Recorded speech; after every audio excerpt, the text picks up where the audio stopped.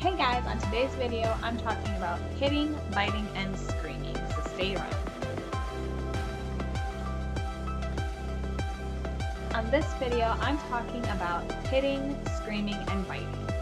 A lot of people don't really want to talk about hitting or admitting that their kids hit or bite or scream, but the reality is it's a very, very normal part of toddlers' life. It's just how I just anticipate when dealing with a toddler, or any really small children, that there will be some level of hitting and screaming. And though I don't expect biting at the same way I do hitting or screaming, I do anticipate the biting as well. So why do they hit? Why do they bite? Why do they scream? Why do they kick? What compels a toddler to act this way? Um, First of all, it doesn't mean that your toddler is bad. It doesn't mean that you are a bad parent or care provider or um, anything. It doesn't, it's not really it's not a reflection of your child's personality or your parenting habits either.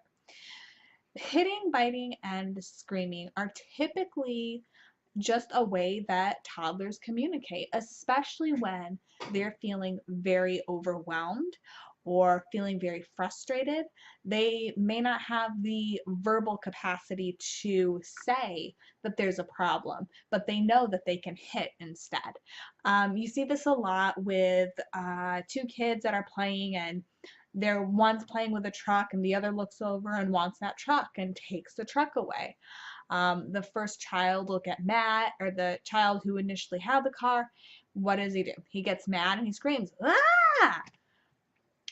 That's mine! Why are you taking that away from me? Give it back!" Meanwhile, the other toddler, "Ah! No, I want to turn. That looks like a really cool car and I want to turn to play with it." Well, then toddler one is going to smack. "It's mine. You need to listen. Give it back to me. Why won't you give it back to me?" Toddler two is going to smack right back. "I don't want to give it back to you." There's a very clear level of conversation going on, even if it's nonverbal conversation. It's still a very intense conversation taking place here. And so first, because I anticipate some level of hitting and screaming when dealing with toddlers, I proactively look for situations. So some things that may help you with dealing with hitting, biting, and screaming. With hitting, some of these things are your toddler doesn't have the verbal ability to express themselves well, so they get overwhelmed and they get frustrated. So start communicating within what you're observing. What are you seeing? Wow, you wanted that truck. Wow, you wanted more time to watch that show. You wanted more Cheerios. Um, with screaming, same thing. We just need to be proactive in looking for things. So how do we handle hitting or biting or screaming? I handle it very matter-of-factly, very calmly, and very much almost as if they need to learn that hitting and biting and screaming are unacceptable behaviors. And a lot of us feel that the average toddler understands this already. They know hitting isn't good. They know biting isn't good. They know screaming isn't good.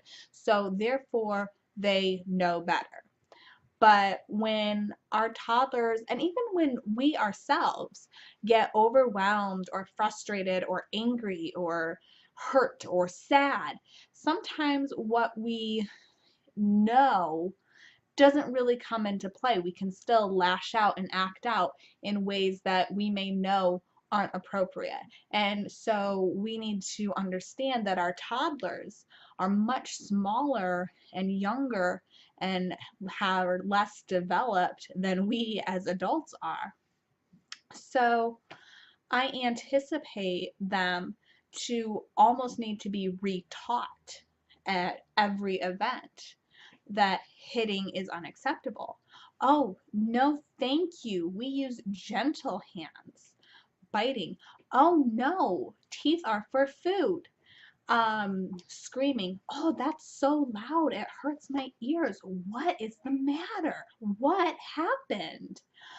Being calm with our toddlers creates a safe place for them to be. They don't feel like they need to be extra defensive because we are coming in very calmly into the situation. If I'm dealing with a child that has hitting or biting or screaming as a habit, something that they have learned, uh, hitting gets me toys because the other kids won't stand up to me. Biting gets me time alone with mommy if I bite um, my other sibling because now I have to be in timeout with mommy, so I'll bite so I can be with timeout. Screaming, if I scream, I get more TV time, more cookies, I get a toy. If I'm dealing with that level of um, behavior where they've learned that this does something. This isn't a outburst thing. This is a response thing. Like I know I can do this and get away with it. If I'm dealing with that, I go ahead. I make it very, very clear. Hitting is not okay, and I remove them from the situation. Um, this may be if you're gonna hit your friends, you don't get to play with them, so you can be over here by yourself, and it is what it is. Um, I've had some kids where I've had them in one room of the house, and I've told another child that they needed to be in a completely different room of the house if they were going to keep hitting because we don't hit. With biting, if I'm dealing with somebody who is constantly biting, I might provide something that they can bite instead, or I do pay extra attention to that child and what's kind of going on and the reasoning behind why the biting is happening and taking place. Screaming, I will do one of two things depending on the child and their temperament and personality. I will pretend almost like I can't hear them unless they speak nicely. With some kids, this is really effective after two, maybe three screams at me because they're seeing that I'm not responding. I can't even hear them. They try again in a calmer tone and I can respond to that. And so I'm basically restructuring how that behavior has been learned to them, taught to them. So I'm basically taking what they perceive as this is the result that I will get, and I'm basically reframing it and shaping it for them into something that is um, better for everybody to be experiencing. So that's our video. Leave us a comment. Tell us, how you deal with hitting, biting, screaming. Is this something that your little guys do, don't do? What have you done? What haven't you done? Subscribe to us on YouTube so you can see more awesome videos from us. Check us out on Instagram. And yeah, I'll see you guys in our next video. Thank you.